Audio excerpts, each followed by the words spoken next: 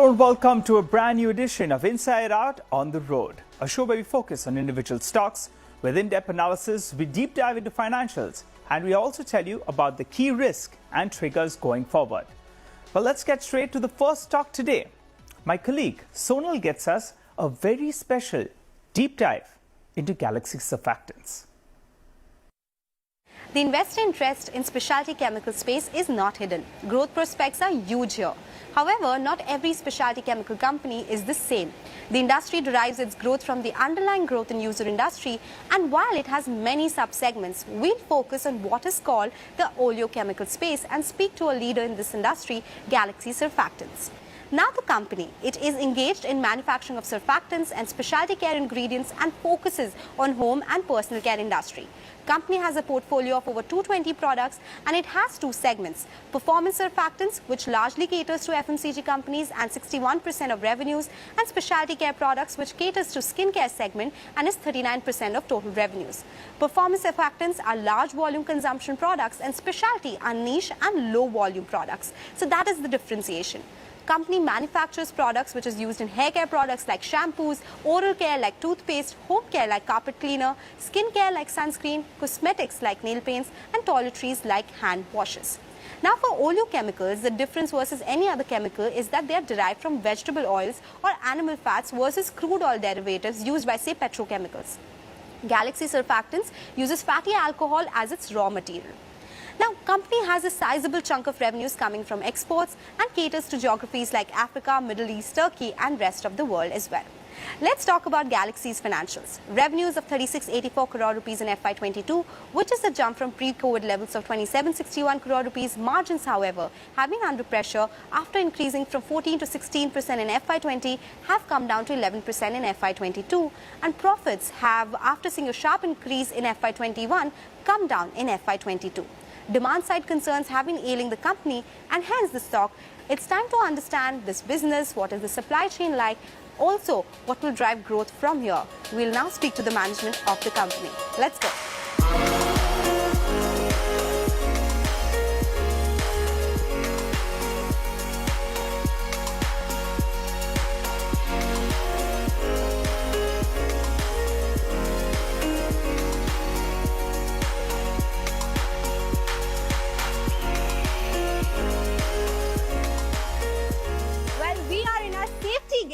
At this plant, which is 25 years old for Galaxy Surfactants, and safety is of prior importance here. And we have with us Mr. U Shekhar, who is the Managing Director and Promoter of the company. Mr. Shekhar, thank you so much for joining us in CNBC-TV18 and on Inside Out to explain your business. It's a pleasure to have you here. And as the motto of this show is to explain to our viewers what the business is. So I just wanted to understand, oleochemicals, that is what your product largely is. Explain to us the supply chain. What do you exactly make, and what is the supply chain in terms of raw material looking like?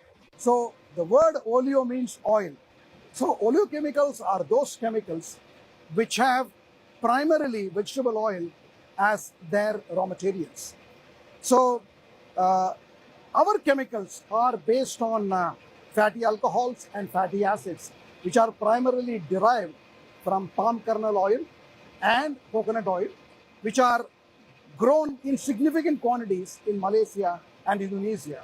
So we have our raw materials coming from these countries, as well as we procure them locally with manufacturers such as VVF, Vegetable Vitamins and Foods, Cottage Industries, Adani Wilmar, and so on. Sum up, oleochemicals are those chemicals which are derived from vegetable oils. And these vegetable raw materials, that is fatty alcohols and fatty acids, constitute almost 60% of our raw material requirements. So let's talk about your customers now, FMCG companies. In fact, Galaxy, I read somewhere, is also called a pseudo FMCG company because you actually supply products to those companies. 220 products, around 1,400 customers. Are these long-term contracts? And post-COVID, what has the experience been? How have you changed the way you look at, customers? How have contracts changed over time? Okay. See, you may not necessarily call them contracts in the legal sense, but all our relationship with customers are long-term. All our customers are long-term. We have relationship with customers which are maybe 10 years old, which are 40 years old, which are 25 years old. So we have certainly long-term understandings and long-term arrangements that with these customers. As we always say, we have grown with customers through the country's growth as well as this category's growth. See, we are a company who are totally devoted to the personal and home care industry. So all these relationships that we have with these customers are long-term. Okay, so we do have understandings and arrangements, and there is a language that is understood between us with respect to prices or raw material change in prices. So particularly during COVID times, where we experience a high level of volatility, our periods of understanding used to be a small periods, maybe even as small as a month or 2 months. Of course, now that the raw materials have stabilized, we can talk about understandings or arrangements of 3 months, 6 months, or even 9 months. Okay, but what is uppermost in our mind is how to ensure that our customers' interests are protected. So we do, engage with our customers and tell them what is the right period to, commit oneself with respect to period contracts. I wanted to understand about the China Plus One theme that everyone talks about. Is it something that impacts you as well? Something that happens in China and then it impacts your company? And also the new Europe Plus One theme. Whatever is happening in Europe, how is that impacting your company? See, China has not been a very significant factor for us, whether it is in India or in the markets that we operate. China is obviously a very big market. Chinese manufacturers more or less fulfill the entire requirements of the China requirement. We also supply a number of special products to the Chinese market. But the Chinese presence or play in the various markets is very limited, at least as far as we are concerned, whether it is the Middle East market or the European market or the US market. Galaxy, as you know, exports almost 2/3, or what I call 2/3 of our turnover comes from international business, and 1/3 just comes from India. So China Plus One is not a significant factor as far as we are concerned. Yes, Europe, whatever is happening in the context of the Ukraine war and the threat or the reality of gas shutoff is suddenly going to impact Europe, the European industry, because as you know, the preference for gas supply is to common consumers. The industry comes, second or behind. But I do believe that Europe, having already stored 87% of its gas requirements for the year, I think will manage and pass through. But if ever an opportunity arises, Galaxy is very well, prepared with the capacity that it has built for itself. Okay, so you spoke about how exports is a big contributor to overall revenues, 2/3. Are margins higher there? And generally, last conversations that we have, generally in quarterly numbers as well, Europe, Turkey had been struggling a bit. So in the longer term frame, what is the outlook on exports for you? Will it continue to share, enjoy a higher share in your revenues? See, at least for the last maybe about 7 or 8 years, the share of international business has more or less remained in the region of 66 to 68%, and we expect that to continue because Indian market grow at about 7 to 8%. Of course, leave out the COVID times, and the international market, particularly the developed markets, grow at about maybe 2 to 3% or so. So, in terms of our growth, the international markets, particularly US and Europe, is where who are more receptive to the new innovations, the specialty innovations, which are premium in nature.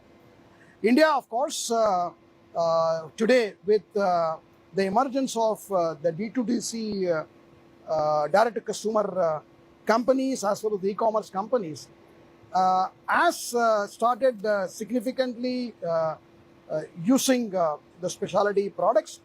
But for us, India still remains a country which has a huge opportunity in terms of penetration, whether it is hand soaps or household cleaners. And see, shampoos have had a decent amount of penetration. The toothpastes have had a decent amount of penetration. But household products, home care products have still a significant amount of penetration left.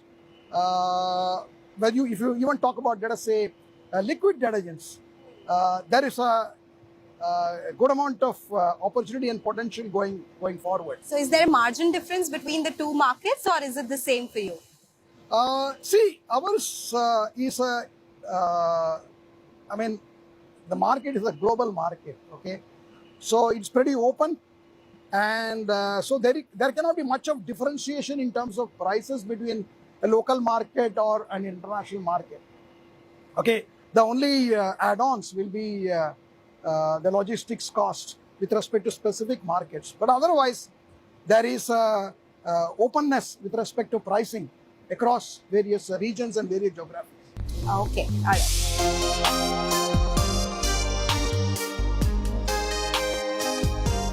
I wanted to speak to you about your two segments, performance and specialty chemicals. Specialty being more niche, lower volume product.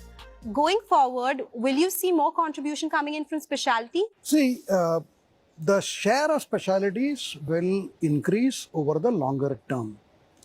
But the performance products will continue to grow in those markets which are still under-penetrated. For example, I did tell you, as far as India is concerned, we are still under-penetrated with respect to washing machine detergents, hand wash, household cleaners, other home care products. Specialty products are niche products.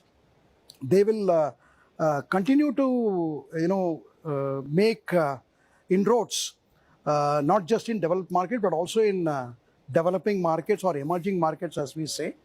But that will happen, gradually, okay?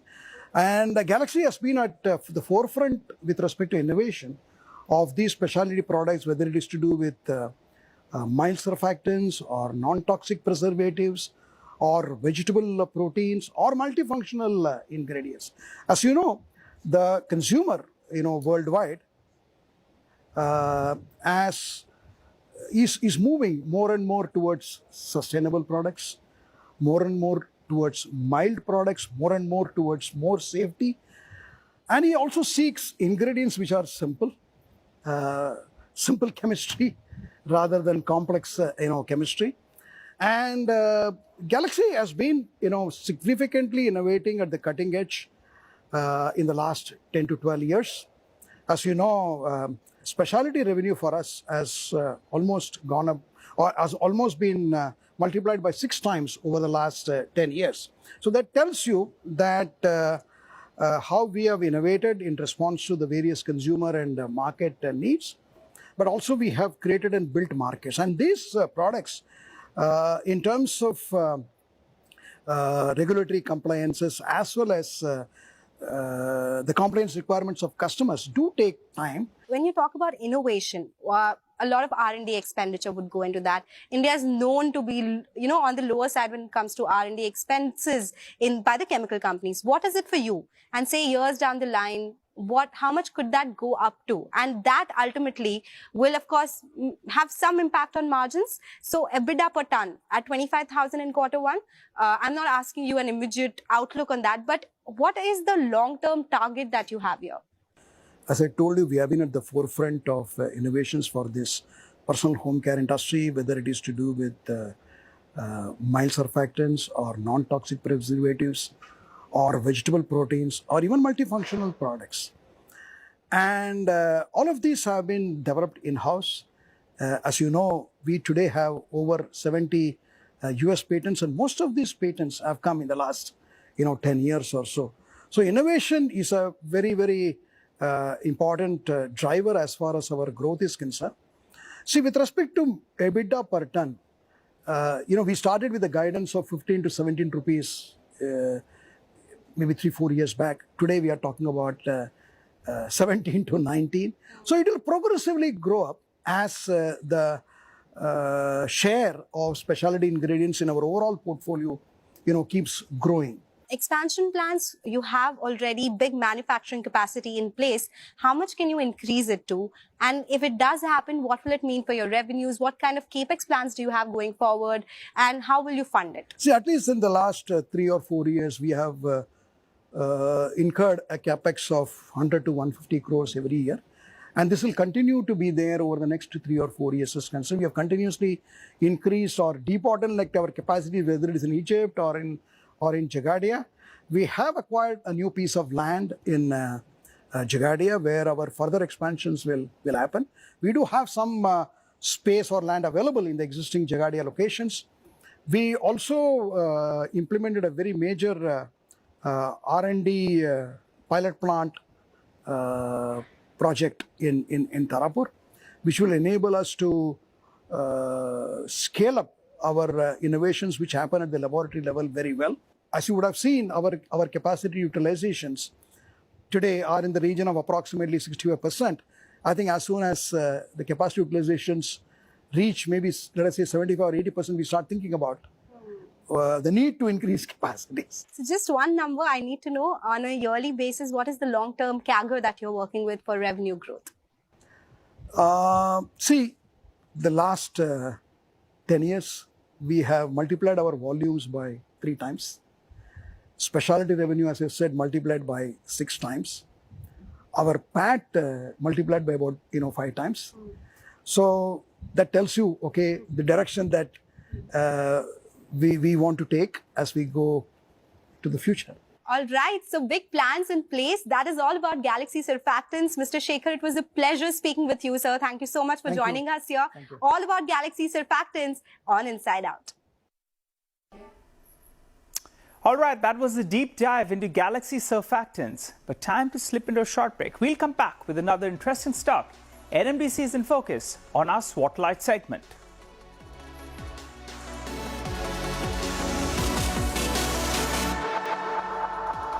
Welcome back to Inside Out. Well, let's introduce the stock on our radar. That's NMDC. It's the largest merchant iron ore producer in India and the 10th largest globally. The company is also one of the lowest cost producers of iron ore in the world. Additionally, the company says it operates a mechanized diamond mine in Southeast Asia, but almost all its revenues comes in from its core business, that's iron ore. And iron ore pricing is volatile, but for now, let's only focus on the sales volumes. They were in that band of around 30 to around 33 million tons odd, but in the past year, it went to around 40 million tons. Most of its sales volumes were accounted from Chhattisgarh. That consists of the Kirandul as well as Bacheli complexes, while a smaller proportion is accounted from Karnataka, which has its Donamalai and Kumaraswamy mines. Now, year-to-date sales volumes are lower, but the management is confident of a ramp-up in the second half of this fiscal. FY22 was the best year. They reported best-ever sales volumes and even profitability. Both those two were backed by solid iron ore prices. However, consensus believes that EBITDA will drift down to around 6,500 crores in the next 2 years. This as iron ore prices globally, they have cooled off. Moving to the valuation front, well, the company is sitting on solid cash. So it trades at around 4.5 times EV upon EBITDA, which is fair for a miner. But yet, the street seems to be bidding up the stock in the last 2.5 to around 3 months. Which brings us, what are the factors that are causing this big outperformance? Well, the key trigger is the long-awaited demerger of the steel plant, as its 3 million ton steel plant is progressing towards commissioning, and the street awaits the demerger and separate listing in the second half of this fiscal. Sources indicate that the coke oven battery heating has started, and so the commissioning of the blast furnace will get operationalized in the coming 2 odd months. Now, since the steel plant is not yet commissioned, we can value the company based on the capex spent, which is around 19,000 crores. Depending on what value the street assigns to this capital work in progress, we can get a rough value of this unit. Consensus believes that 50% will be a fair estimate. So approximately 32 rupees per share of NMDC's current price can be assigned to the steel plant. The other factor is that NMDC's domestic iron ore prices, they have stabilized. They pulled back 35 to around 45%, post the imposition of export duty on iron ore and pellets. Remember, NMDC has no export sales volumes, but that soured sentiment. Now, in the past month and a half, NMDC's pricing has been stable, but global iron ore prices have corrected by more than 10%. NMDC's pricing as well is at a discount in comparison to international prices, but the rupee depreciation, well, that's provided some bit of a cushion to domestic iron ore prices. Another positive is that the street expects 6 to around 7% dividend yield for the next few years. Well, let's wind this down then with some risk. It's a commoditized business, right? So recession fears, well, it'll knock back iron ore prices. Another looming concern is on the Chinese property market. That seems to be heading into rough weather. On the domestic risk front, well, the government of India is the largest shareholder. They have 60% stake. But potential undesirable investments and potential further divestments, that's what could hurt the stock price. And finally, various regulatory changes like we saw in the premium on royalty being imposed, that's what soured sentiment and hit profitability as well. Well, we've run out of time on this edition of Inside Out. It's goodbye from Sonal and myself. But do write to us and tell us about companies you want us to discuss and you want to hear about. We'll feature them on our show. Thanks so much for watching.